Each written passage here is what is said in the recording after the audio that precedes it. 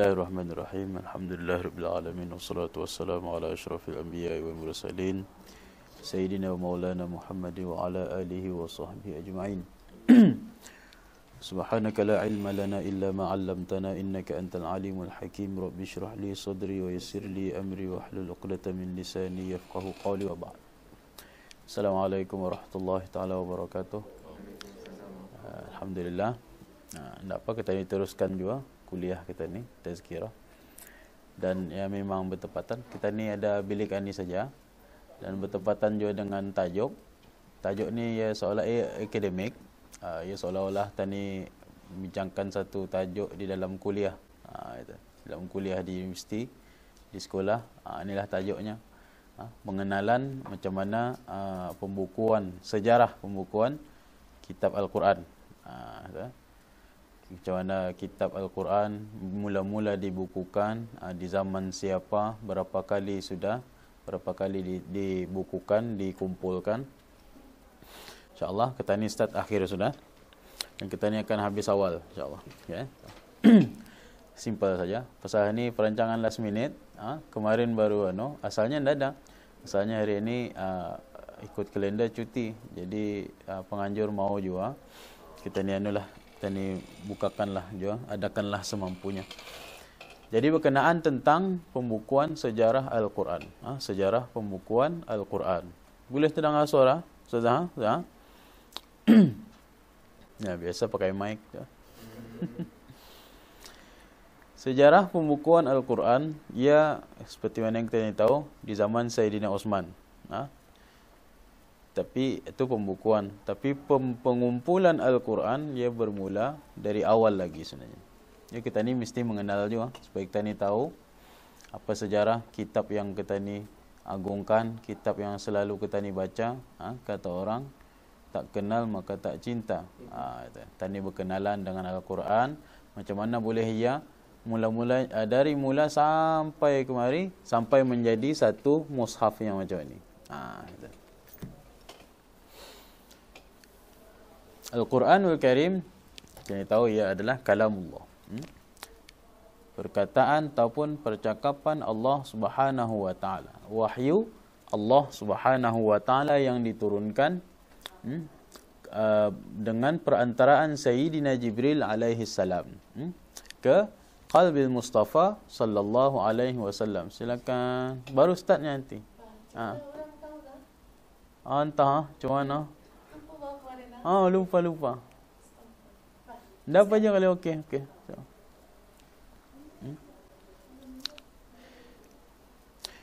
Al-Quranul Karim ia diturunkan oleh Allah Subhanahu wa taala melalui perantaraan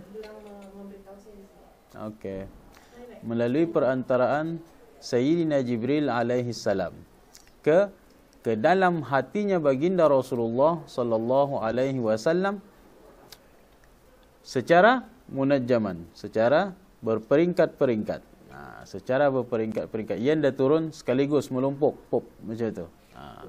Bukan seperti suhuf-suhuf yang sebelum itu. Taurat, Zabur, Injil, tak. Tapi ia turun berperingkat-peringkat mengikut kesesuaian, mengikut ia punya keperluan. Dari sejak turunnya wahyu yang pertama itulah akan melihatkan betapa agungnya Al-Quran itu, betapa sucinya Al-Quran kalamullah itu. Dari mula ia diturunkan, kehidupan manusia waktu itu sedikit demi sedikit tatahasan. Semakin berubah kerana ajaran yang ada di dalam Al-Quran itu sendiri. Yang menjalani tiga penurunan. Tiga penurunan. Yang pertama, ia diturunkan daripada Allah Subhanahu wa taala ke Lauh Mahfuz. Mula-mula ia berada di Lauh Mahfuz. Adapun bila macam mana ia turun, itu adalah perkara yang ghaib, perkara yang tidak ada, yang kita ni dah dapat tahu macam mana kaifiat dan bila waktunya diturunkan ke Lauhil Mahfuz. Dan dari Lauhil Mahfuz barulah ia diturunkan ke ke Baitul Izzah. Ke Baitul Izzah tu dikatakan penurunan yang kedua. Baitul Izzah di sama'id dunia, di langit dunia Baitul Izzah, di sanalah ia dikumpulkan lagi, ia diturunkan. Dan seterusnya yang ketiganya ia diturunkan dari Baitul Izzah, sama'id dunia, ke qalbi Sayyidina Mustafa, ke hatinya baginda Rasulullah sallallahu alaihi wa alihi wasallam dengan perantaraan Sayyidina Jibril alaihi salam. Dengan perantaraan Sayyidina Jibril alaihi salam. Waktu itu dari Baitul Izzah sama'id dunia ke hatinya baginda Rasulullah sallallahu alaihi wasallam, atau yang kita katakan tadi ya, secara berperingkat-peringkat, sedikit.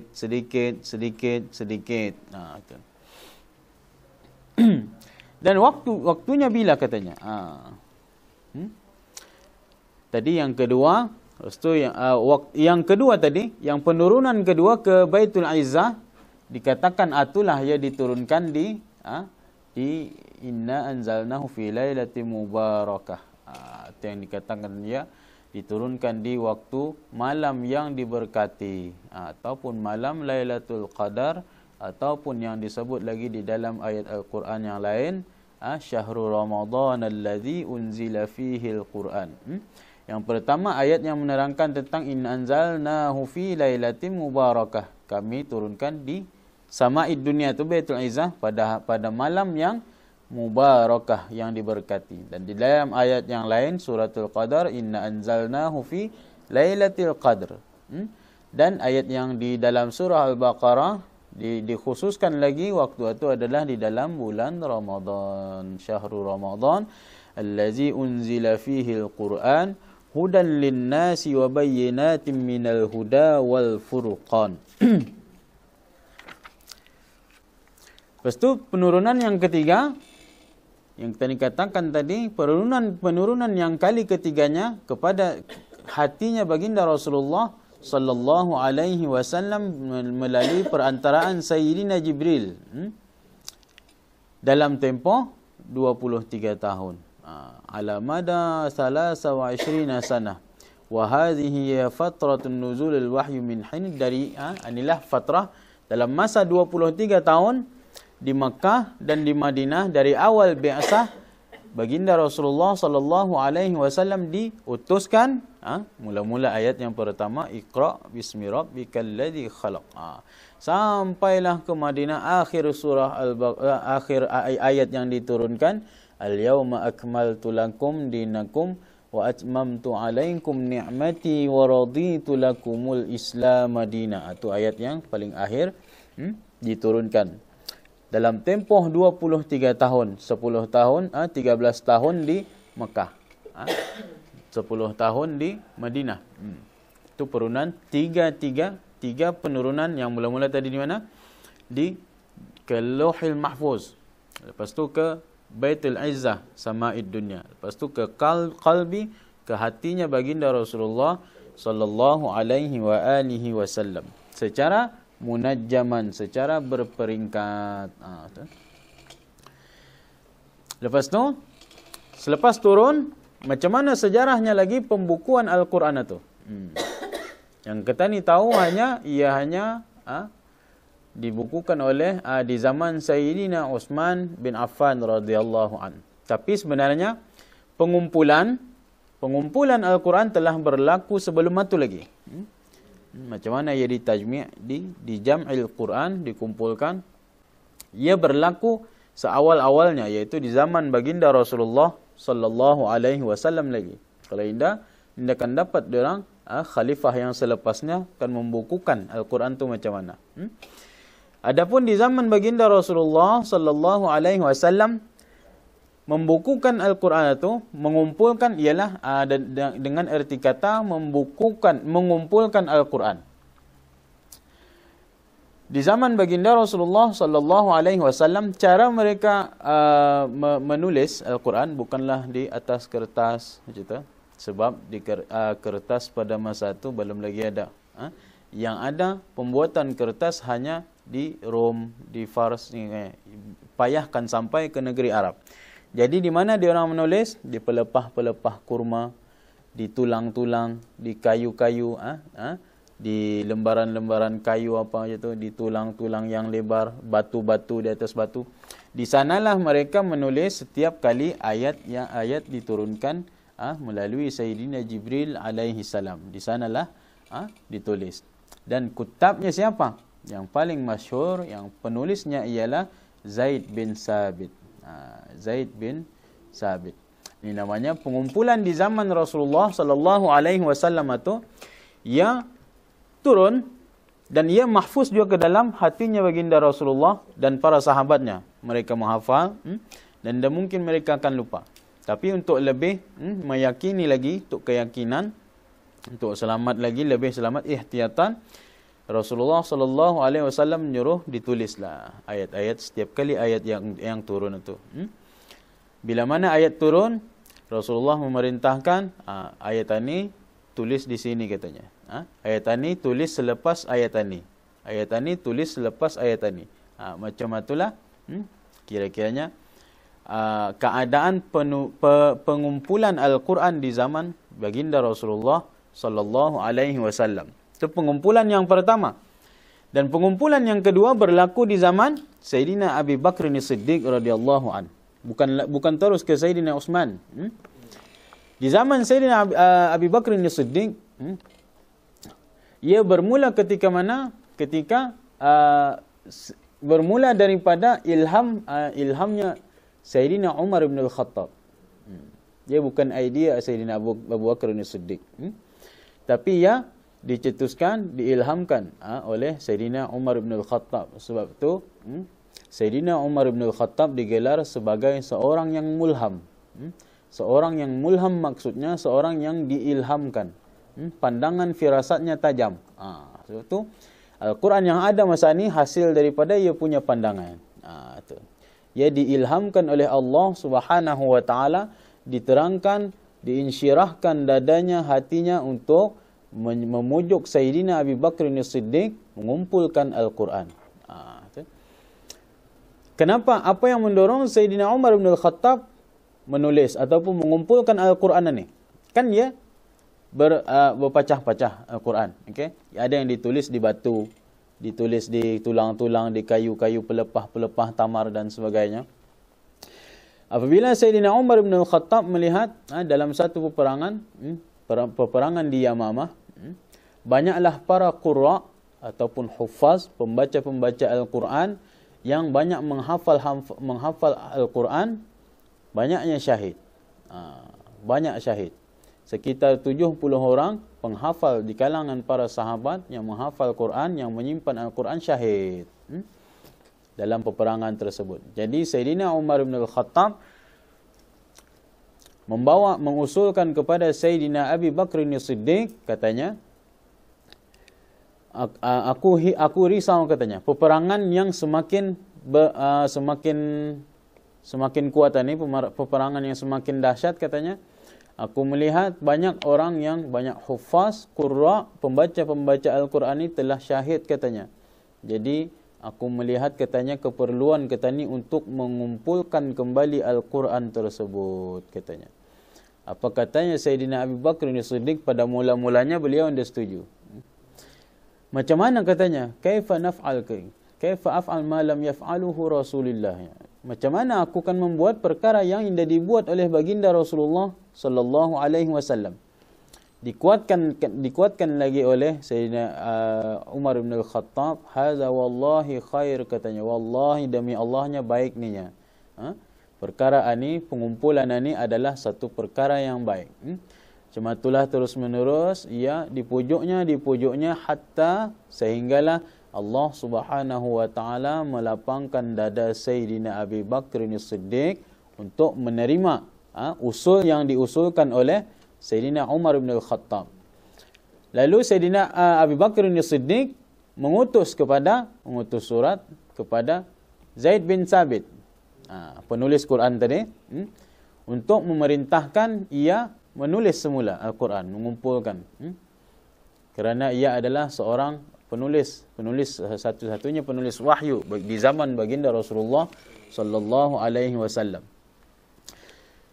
Lalu sama juga Sama juga Zaid bin Sabit pun mula-mulanya berpendapat macam mana sebagaimana pendapatnya Sayyidina Abu Bakar As-Siddiq.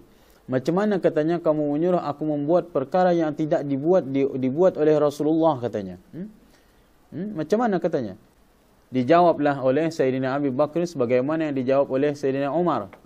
Ini adalah suatu perkara yang baik. Sampailah dipikir, dipikir, akhirnya sehinggalah Zaid bin Sabit dilapangkan dadanya oleh Allah Subhanahu wa taala untuk menerima. Pada mulanya ia enggan. Wallahi katanya, kalaulah kamu menyuruh aku mengangkat katanya, memikul bukit bukau yang ada di sini katanya lebih ringan daripada kamu membagi aku amanah untuk mengumpulkan Al-Quran ini katanya. Zaid bin Sabit. Zaid bin Sabit. Lepas tu ya, dilampangkan dadanya, dibagi hidayah oleh Allah Subhanahu wa taala, ia pun bersetuju. Lalu ialah yang mengepalai segala proses pengumpulan Al-Quran. Jadi dikumpulkanlah Al-Quran di zaman Sayyidina Abu Bakar, di zaman Sayyidina Abu Bakar As-Siddiq, dikumpulkan segala cebisan-cebisan yang ditulis di atas Al-Quran, ditulis Al-Quran di dalamnya, contoh pelepah-pelepah semua yang ada tu, yang ditulis-tulis itu semua dikumpul-kumpulkan daripada setiap orang, dan hikmahnya di sana ia bertanya kepada sahabat-sahabat yang lain yang mengumpul, dalam proses mengumpul, ada di antara ayat itu yang indah ada, yang hanya ada pada satu sahabat sahaja. Ada yang indah darah orang lain. Contoh ayat akhir surah Baqarah. Laqad ja'akum rasulun min anfusikum azizun alaihi ma anittum, sampai akhir ayat surah Bara'ah, surah Taubah. Itu hanya terdapat inda Abi Khuzaimah kalau tidak silap. Ia seorang saja yang dapat ayat itu, yang ada menulis, mencatat, menyimpan ayat itu. Jadi dengan itu caranya, hikmahnya, mustahil dengan cara macam itu ayat ada lagi ayat yang tertinggal. Sebab semua dikumpulkan, semua yang ditulis, semua dikumpulkan. Lalu dilakukanlah penulisan oleh Zaid bin Sabit rahimahullahu taala radhiyallahu anhu. Ditulis, dijadikan satu, dikumpulkan di dalam satu nuskhah, yang anilah akhirnya dipegang oleh Sayyidina Abu Bakar As-Siddiq. Selepas itu turun ke Sayyidina Umar. Dan selepas turun ke Sayyidina Umar, turun ke Sayyidatuna Hafsah, anaknya Sayyidina Umar. Sayyidina Hafsah, ia yang menyimpan nuskhah yang satu-satunya. Itulah nuskhah pertama yang ditulis. Nuskhah Al-Quran yang ditulis. Selepas zaman Rasulullah, ditulis di zaman baginda Sayyidina Abu Bakar As-Siddiq, sampai ke tangan Sayyidina Umar, sampai ke anaknya. Yang penyimpan pertama. Yang penyimpan yang ulung. Itu. Ia saja menyimpan, tidak ada orang lain. Lalu bermulalah apabila Al-Quran itu sudah sampai ke tangan Sayyidatuna Hafsah, anak Sayyidina Umar. Di zaman Sayyidina Utsman bin Affan, bermulalah pembukuan lagi sekali, iaitu pembukuan yang ketiga. Adapun pembukuan yang di zaman Sayyidina Utsman ini, ia berbeza dengan sebab pengumpulan Al-Quran di zaman Sayyidina Utsman. Zaman Sayyidina Abu Bakar As-Siddiq. Zaman Sayyidina Abu Bakar As-Siddiq, kita tahu ia sebab banyaknya yang syahid. Para huffaz, pembaca Al-Quran, yang menghafal Al-Quran banyak syahid. Tapi di zaman Sayyidina Utsman, di dalam satu peperangan lagi,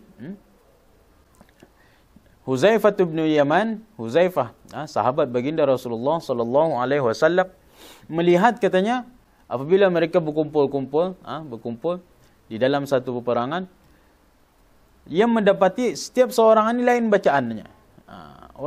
Sahabat membaca Al-Quran lain bacaannya.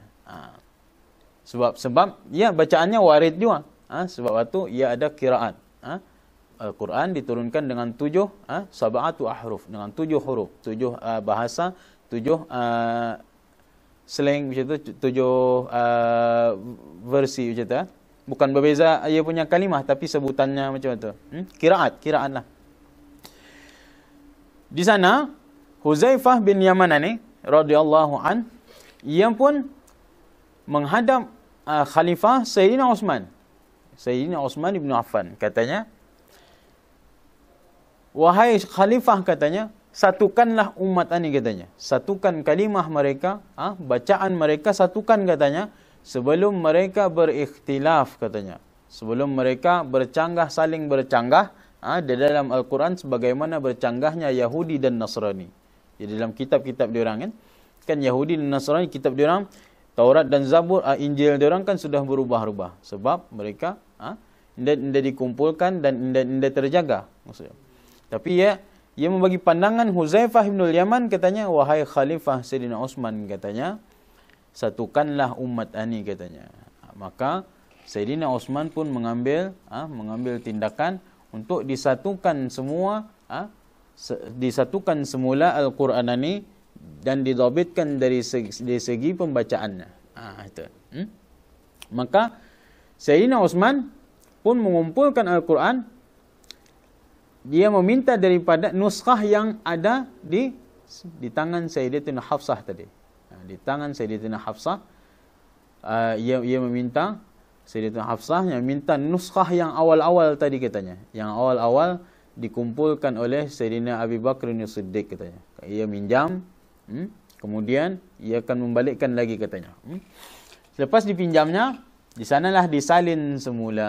Disalin semula mengikut satu riwayat saja. Untuk menjaga ia punya supaya tidak kacau, gitu. Diambil, ditulis dengan mengikut satu saja. Disuruhlah Zaid bin Sabit lagi. Disuruh Zaid bin Sabit, dan ada 3 sahabat lagi di kalangan kaum Quraisy. Ada 3, tidak ingat siapa. Disuruh untuk ditetapkan, untuk didhabitkan, untuk diperincikan lagi bacaannya macam mana. Bila orang datang disuruh baca macam mana baca. Apabila yang 3 orang ini berikhtilaf, katanya, berikhtilaf dari segi bacaannya lain, maka ambil bacaan yang dibaca oleh Zaid bin Sabit, daripada orang Quraisy juga. Diambil bacaan daripada Zaid bin Sabit. Lepas itu barulah diambil. Artinya ia banyak penapisan. Banyak penapisan di dalam pengumpulan Al-Quran. Lepas itu sudah siap dibukukan, dibalikkan nuskhah yang asal tadi ke Sayyidatina Hafsah. Dibalikkan. Dan yang ini mushaf, dia punya mushaf jadi mushaf imam. Mushaf yang utama.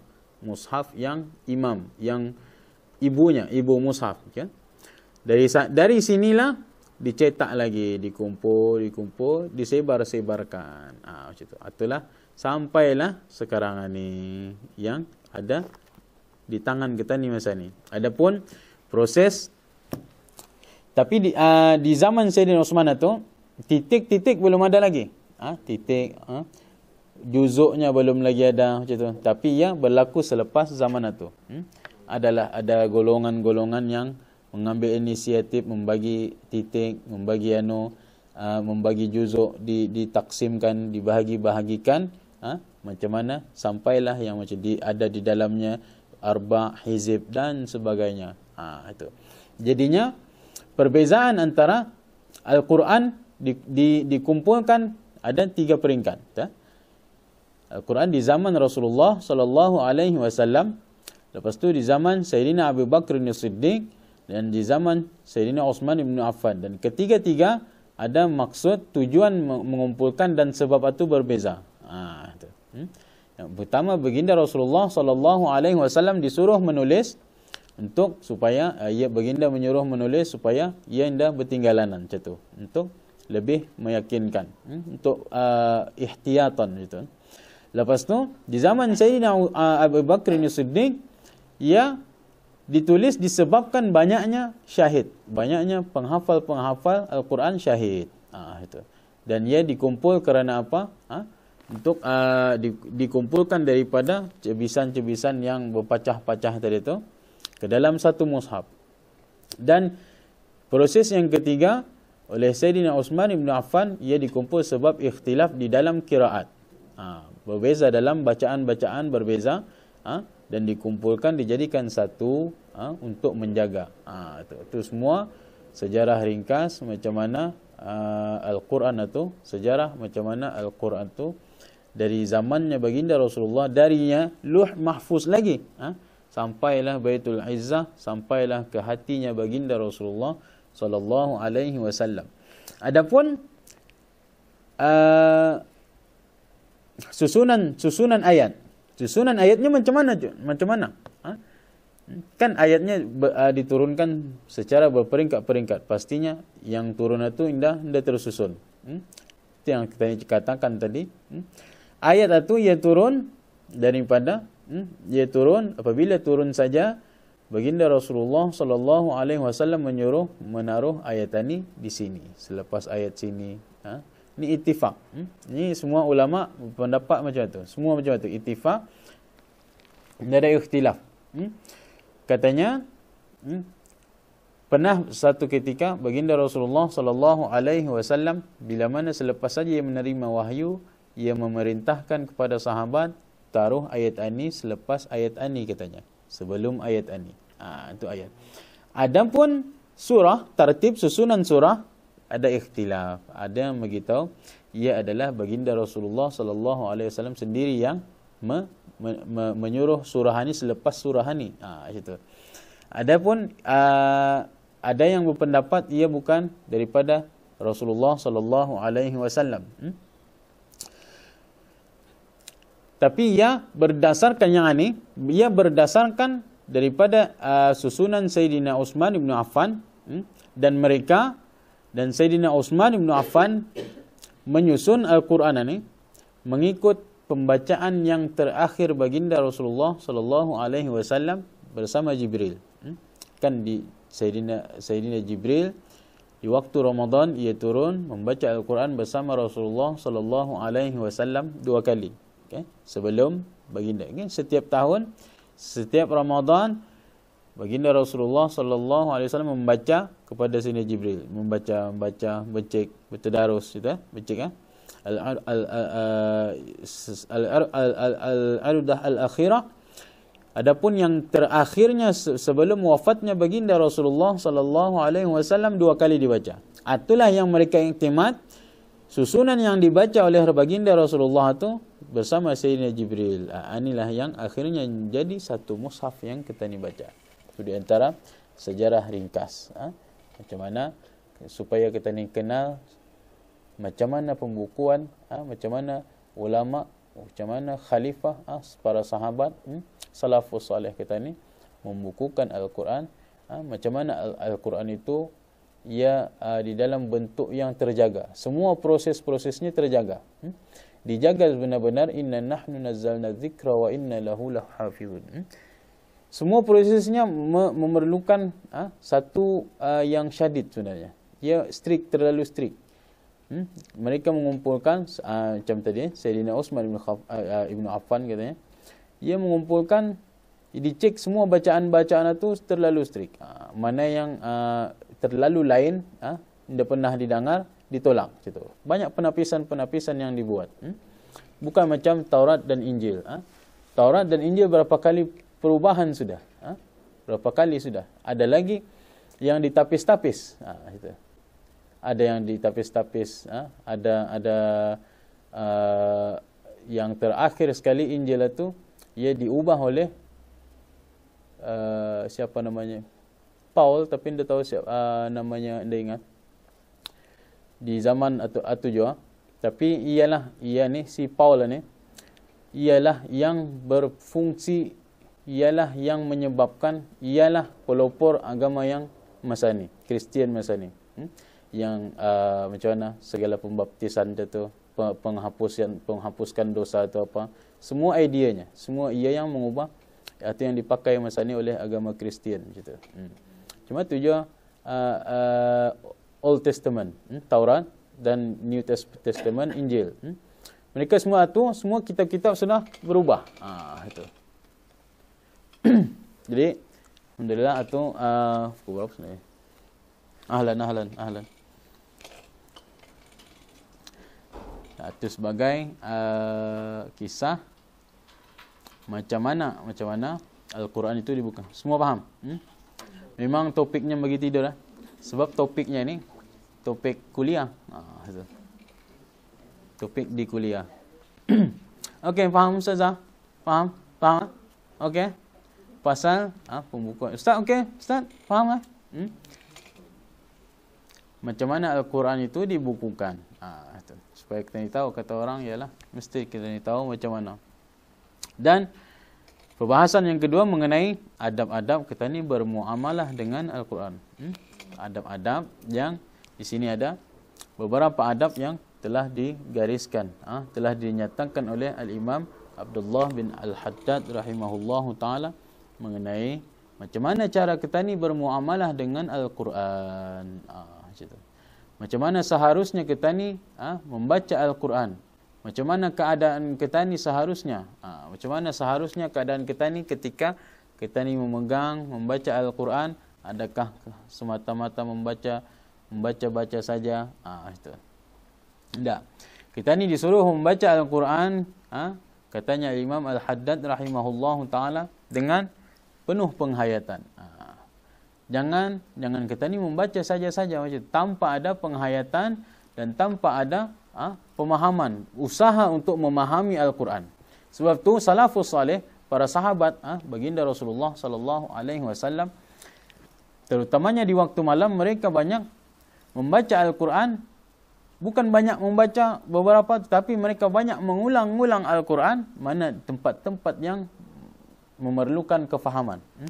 Tempat-tempat yang menggetarkan hati mereka, yang meningkatkan keimanan mereka, itu yang mereka ulang.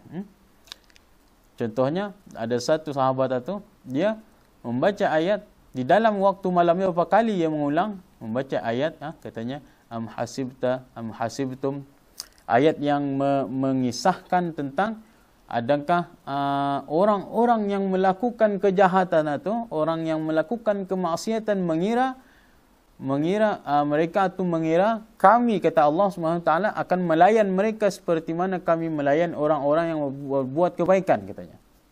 Sa'ama yahkumun, betapa buruklah penghakiman di dalam punya pengiraan mereka. Itu ayat itu ia membagi kesan di hatinya macam itu.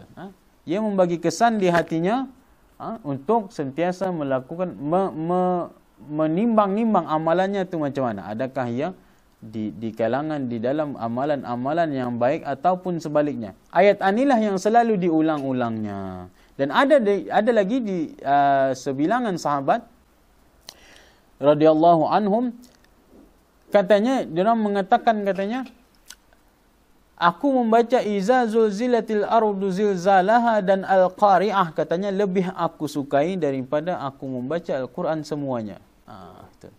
Aku membaca iza zilatil ardu zilzalaha dan al-qari'ah dengan kefahamannya, dengan memahaminya, dengan mentadabburnya, lebih aku sukai daripada aku membaca semua Al-Quran. Apa maksudnya?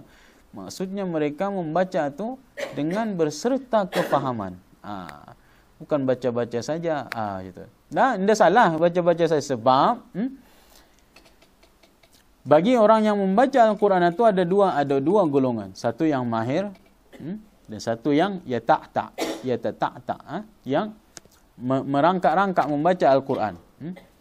Dan yang mahir itu baginya pahala.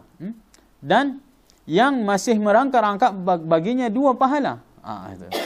Dua pahala. Satu pahala ia berusaha, satu pahala ia membaca. Itu di antara adab-adab Al-Quran, hendaklah kita ni bertadabbur. Kerana kalau tidak ada tadabbur, itu yang tidak ada ruh di dalamnya. Itu yang kita ni mau, ruh dalam setiap amalan dan ibadah kita ni, di dalamnya ada ruh. Seperti mana solat ada ruh, puasa ada ruh, begitu juga kita ni bertilawah, membaca Al-Quran.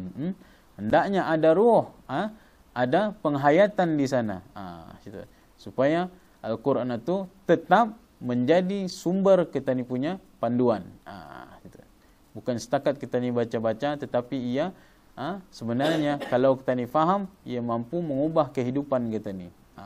Sebab itulah bila mana Al-Quran turun secara perlahan-perlahan. Sebab itu Quran turun perlahan-perlahan yang kita katakan tadi, daripada Baitul Izzah ke hatinya baginda Rasulullah sallallahu alaihi wasallam, turun perlahan-perlahan. Ada masa mereka mengayati ayat ini, dihayati, dihafal, dipikir-pikirkan, direnung-renungkan ayat-ayat tertentu. Itu yang menjadikan Islam tu ia tersebar. Dari mula penurunan Al-Quran, kehidupan manusia yang di zaman jahiliyah tu lama-lama bertukar. Bangsa Arab je tu, bangsa Arab yang terkenal dengan diorang punya kehidupan macam mana, akhirnya dibentuk oleh Allah Subhanahu wa taala. Contohnya dua kaum Al-Aus wal Khazraj, dua Bani Aus dan Khazraj, yang saling bermusuh-musuhan, tetapi mereka bersatu. Kenapa? Kerana nikmat Islam. Kerana mereka disatukan oleh Rasulullah sallallahu alaihi wasallam yang dikenali akhirnya sebagai golongan Al-Ansar. Yang disatukan lagi dengan golongan Muhajirin. Itu ni hikmahnya kenapa Quran itu diturunkan satu-satu. Sikit-sikit dia diturunkan sekaligus. Dan lagi satu, di dalam hadisnya baginda Rasulullah sallallahu alaihi wasallam, pernah satu ketika di waktu malam katanya, di pertengahan malam katanya, diturunkan ayat inna fi khalqis samawati wal ardi wa ikhtilafil laili wan nahari laayatil liulil albab. Satu ayat yang menceritakan tentang kejadian alam semesta. Inna fi khalqis samawati wal ardi, sesungguhnya kata Allah Subhanahu wa taala dalam penciptaan langit dan bumi, fis samawati wal ardi wa ikhtilafil laili wan nahar, dan pertukaran siang dan malam itu adalah ada di dalamnya la ayatin liulil albab, ada tanda-tanda kebesaran Allah Subhanahu wa taala liulil albab, bagi mereka yang berakal katanya. Sebab tu katanya baginda Rasulullah sallallahu alaihi wasallam, barang siapa yang membaca ayat ini katanya, celakalah bagi orang yang membaca ayat ini tapi dia tidak bertafakkur, dia tidak bertadabbur, dia tidak menghayati apa yang ada di dalam langit dan bumi, ciptaan Allah itu, apa yang ada di langit dan bumi, dan macam mana siang dan malam itu saling silih tukar berganti, macam mana. Kita ni fikirkan suatu di antara adab-adab yang paling penting, yang di samping adab zahirnya, samping adab-adab yang lain zahir, contoh berwuduk, dalam pakaian yang bersih, dalam bentuk yang paling sempurna. Bila mana kita ni membaca Al-Quran, jangan kita ni membaca seluar pendek, itu pakai baju sampang, itu. Dengan sesempurna surah, sesempurna keadaan kita ni membaca Al-Quran tu. Di samping itu berwuduk dan sebagainya, yang paling pentingnya ialah penghayatan kita ni dalam membaca Al-Quran, ditambah lagi dengan suara yang merdu, itu. Jangan dibidah-bidangkan suara, itu. Jangan juga perasaan lawa, itu. Yang paling penting itu ialah, kerana ni banyak kita ni dengar orang yang bertadabbur, mentadabbur Al-Quran. Ada satu grup, ada grup yang mentadabbur Al-Quran. Boleh, tidak salah.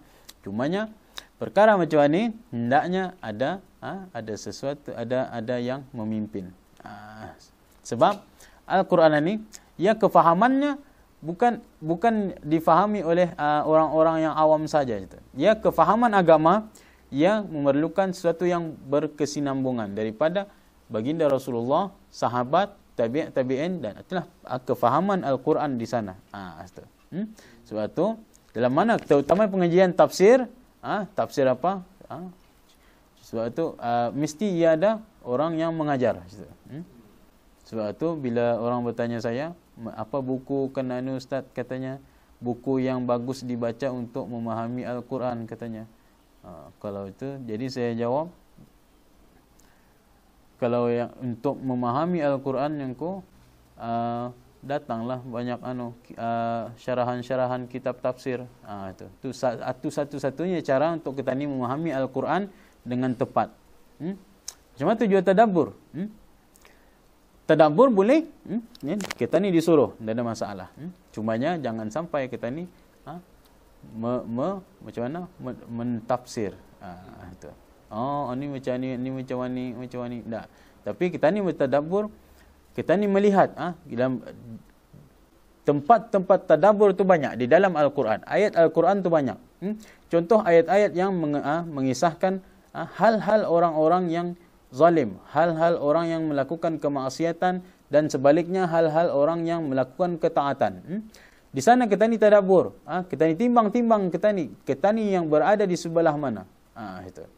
Kalaulah kita ni berada di sebelah orang yang melakukan ketaatan, kita ni mirip kepada orang yang melakukan ketaatan yang dikisahkan di dalam Al-Quran itu, maka bersyukurlah, falyahmadillah, bersyukur kepada Allah Subhanahu wa ta'ala, kerana itu semua adalah hidayah dan taufiknya Allah Subhanahu wa ta'ala.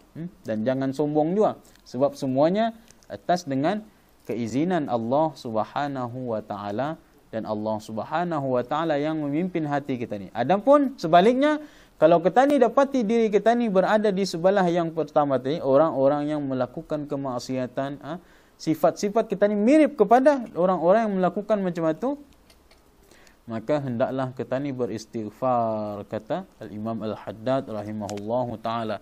Kita ni timbang-timbang dan berazam untuk berubah. Contoh lagi dalam ayat-ayat yang lain, yang seharusnya kita ni tadabburkan, ayat-ayat yang mengisahkan tentang dunia yang sementara. Betapa dunia ni tidak ada apa-apa.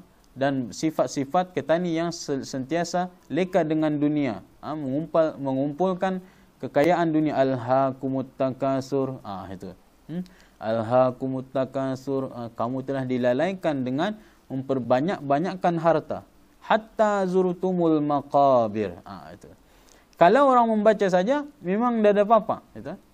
Kalau membaca alhaakumut takasur hatta zurtumul maqabir kalla sawfa ta'lamun, baca tidak ada apa-apa. Tapi kalau orang bertadabbur, kalau indah meninggalkan kesan di hatinya, tu maksudnya hatinya tertutup. Hatinya sudah hitam, susah untuk menerima hidayah Allah Subhanahu wa ta'ala. Satu surah alhaakumut takasur yang menggambarkan kamu ini selalu kamu telah lalai leka dengan kamu mengumpulkan harta keduniaan, hatta zurtumul maqabir, sampailah kamu menziarahi, kamu masuk ke dalam kubur, baru kamu akan sedar. Sebab itu contoh lagi dalam ayat iza zulzilatil ardu zilzalaha. Sebab itu sahabat tadi ada yang mengatakan tadi, yang kita ni katakan, aku membaca iza zulzilatil ardu zilzalaha dan al-qari'ah dengan kefahaman dan bertadabbur lebih aku suka lagi, katanya, daripada aku membaca sekalian Al-Quran.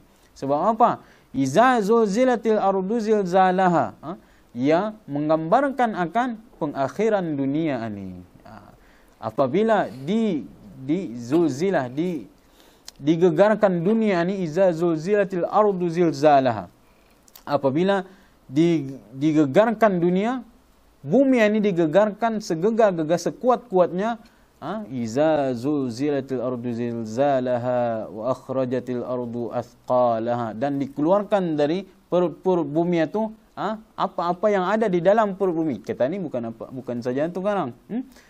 Baru gagaran di Sabah pun sudah kita ni terasa, sudah kita ni baru kita ni ingatkan mati. Perkara itu benar. Kami di Mesir dulu baru gegaran itu bukan di Mesir, di sekitar Mesir. Tapi kami terasa bangunan, kan di sana bangunan tinggi-tinggi. Bangunan itu macam mana? Baru memegang Al-Quran, baru kami baru beristighfar. Terasa. Itu yang patutnya kita ni ambil iktibar. Jangan sampai kita ni sudah matahari terbit di barat. Kita ni bangun matahari terbit di barat, pintu taubat sudah ditutup, baru takkan mencari. Pada waktu itu sangkakala lagi ditiupkan macam tu. Iza zulzilatil ardu zilzalaha wa akhrajatil ardu athqalaha wa qala al insanu ma laha. Bila semua gegaran itu ada, wa qala al insan, manusia ni akan bertempiaran. Apa ni baru tanya. Samalah keadaan kita ni dengan itu. Sama-sama. Apa yang digambarkan oleh Allah Subhanahu wa taala dalam surah itu, kita ni merasai sebenarnya. Baru sedikit saya gegaran itu, kita ni merasa baru dunia ni sementara. Baru kita ni terasa. Baru kita ni terasa, dunia ni kan hancur. Dunia ni sudah tua. Baru kita ni terasa. Tapi tidak, alhaakumut takasur. Allah Subhanahu wa taala mengingatkan lagi kamu sentiasa leka dalam kamu memperbanyakkan keduniaan kamu, leka kamu dalam keadaan dunia. Ini peranan di antara adab kita ni bermuamalah supaya Al-Quran tu benar-benar masuk ke dalam hati kita ni. Dan supaya kita ni benar-benar menghayati apa sebenarnya yang diajarkan oleh Al-Quran. Al-Quran tu bukan datang untuk dibaca saja. Tapi itulah panduannya. Sebab tu Islam itu tersebar melalui para sahabat yang hufaz, yang menghafal Al-Quran dan yang menjaga Al-Quran. Bukan saja itu, yang mengamalkan Al-Quran. Di zaman sahabat, Islam itu di Arab saja dulu, di Makkah. Lepas tu macam mana yang boleh tersebar ke sana, ke sekelilingnya di Afrika, ke Eropah. Macam mana? Sebab mereka ni berjuang mengembangkan Islam dengan apa yang diajarkan oleh baginda Rasulullah sallallahu alaihi wasallam dari segi metodologinya, apa yang ada di dalam Al-Quran. Ruhnya, apa yang ada di dalam Al-Quran itu. Dan macam mana pemahaman mereka dalam memahami Al-Quran. Ini tidak kita ni. Kononnya, sebilangan orang masa ni kononnya, aku mengikut manhaj salafus salih katanya.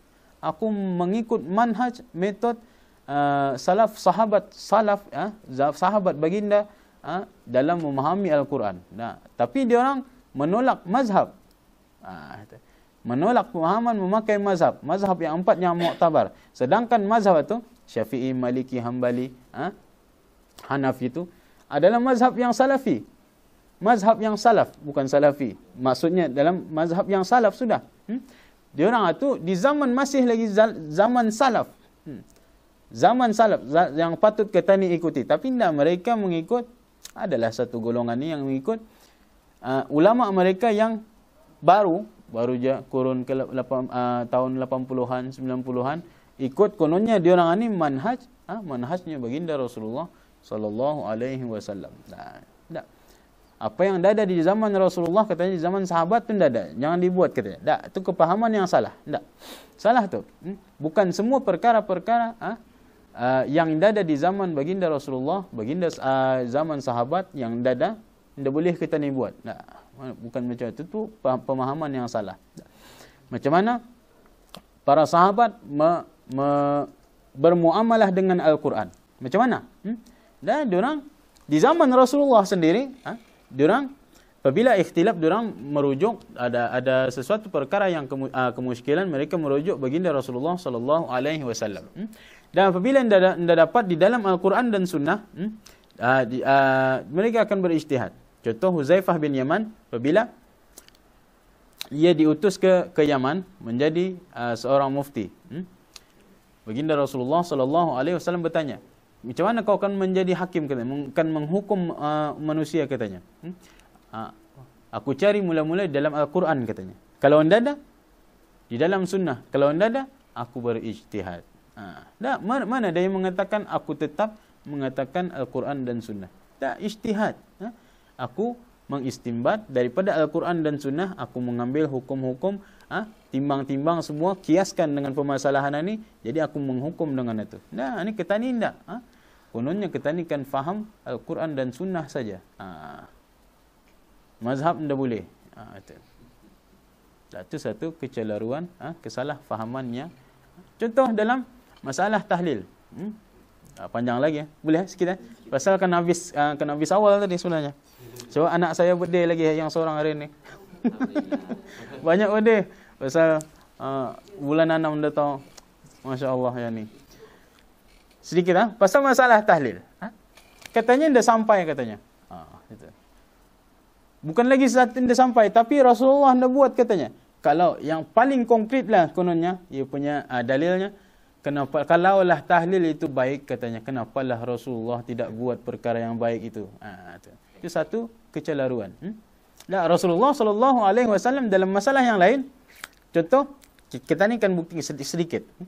Sampai kan dah bacaan itu yang kita ni hadiahkan kepada si mati. Di dalam masalah haji, masalah ada dalam haji ia berbeza. Di dalam masalah haji, boleh kan kita ni menghajikan orang? Boleh tak? Boleh. Ulama semua mazahib semua ittifaq dalam masalah haji. Boleh aku menghajikan Allah yarham adik saya. Cerita? Boleh saya menghajikan dengan niat ia. Jadi perkara tu sampai. Perkara tu ittifaq. Tidak ada masalah. Tidak ada yang mengatakan hajinya, pahala hajinya dah sampai kepada si mati. Tak. Semua sampai. Semua mengatakan sampai. Dan di dalam haji apa ada? Tawaf. Di dalam tawaf, apa lagi ada? Fatihah ada. Semua zikir-zikir. Semua ada kan? Doa-doa ada. Jadinya apa tu? Maksudnya, semua yang kita ni buat di dalam haji, tawaf dan sebagainya, kan perkara tu sampai untuk si mati. Jadi, macam mana kita ni kan mengatakan, kita ni menghadiahkan Fatihah, tahlil la ilaha illallah, salawat dan sebagainya, hingga sampai kepada si mati. Itu kecelaruan yang membimbangkan. Itu. Bukan saja di negeri lain, di negara lain kita ni pun sudah ada. Itu. Dan ia ada juga di kalangan pendakwah kita ni. Itu. Maksudnya kita ni memerlukan satu lajnah ataupun satu badan yang menapis perkara-perkara supaya indah mengacau masyarakat. Itu. Supaya indah mengacau masyarakat. Masyarakat kita ni yang sudah aman, tentram dengan perkara amalan-amalan yang kita ni, melainkan perkara tersebut adalah perkara yang membawa kepada kerosakan akidah. Yang membawa kepada kesyirikan. Contoh dalam satu masyarakat ada yang memuja kubur, betul-betul memuja kubur, kami minta nombor, macam di Tutong kan. Tutong ada kubur Cina kan.